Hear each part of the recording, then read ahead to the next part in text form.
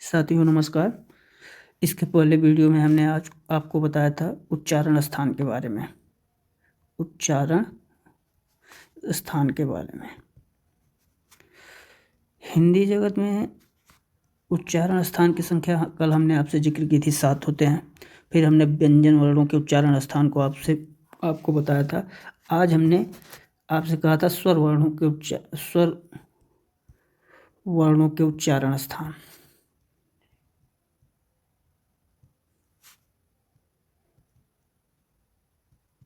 की ट्रिक कल हमने आपको एक ट्रिक बताया था कता मुदो, उसी पे आज भी हम लोग चलेंगे। क ता मु द ओ। जैसे जैसे आपने कता मुदो लिखा है वैसे वैसे स्वर वर्ण को भी लिखते जाइए।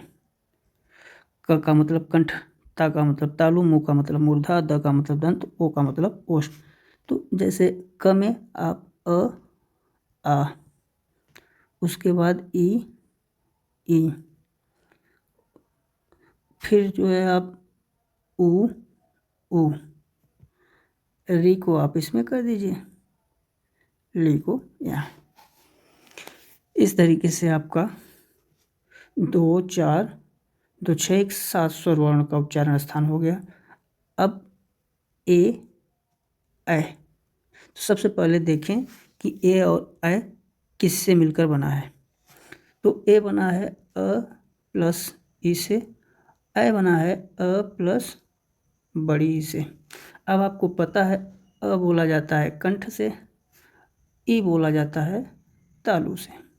ठीक उसी प्रकार यहाँ भी अ कंठ से, ई तालु से। तो ए और ऐ इन दोनों का उच्चारण स्थान अगर कोई पूछे आपसे तो कंठ तालु। फिर आपके पास बचते हैं ओ औ।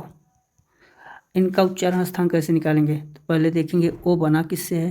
तो ओ बना है अ और उ से, औ बना है अ और बड़ा उ से।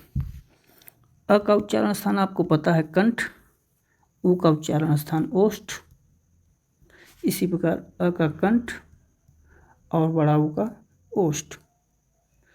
तो अगर ओ औ का उच्चारण स्थान आपसे पूछा जाए तो ओ का उच्चारण स्थान हो जाएगा कंठोष्ठ और औ का भी उच्चारण स्थान कंठोष्ठ।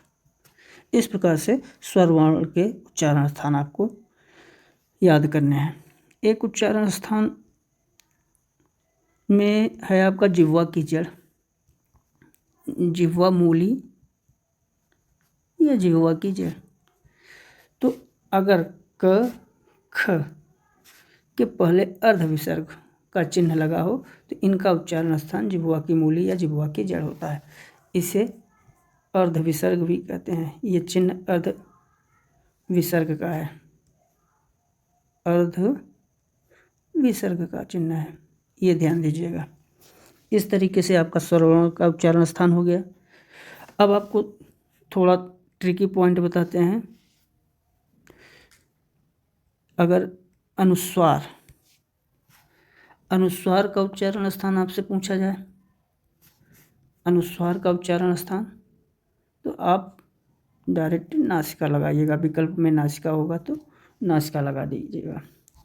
फिर एक आता है विसर्ग का उच्चारण स्थान, तो विसर्ग का उच्चारण स्थान होता है आपका कंठ। इस प्रकार से आपका उच्चारण स्थान 7 समाप्त हो गए। उच्चारण स्थान की संख्या 7 कौन कौन से? कंठ, तालु, मूर्धा, दंत, ओष्ठ, जिह्वा की जड़ और नासिका। फिर हमने व्यंजन वर्णों का उच्चारण स्थान बताया। फिर हमने आपको स्वर वर्णों का उच्चारण स्थान बताया।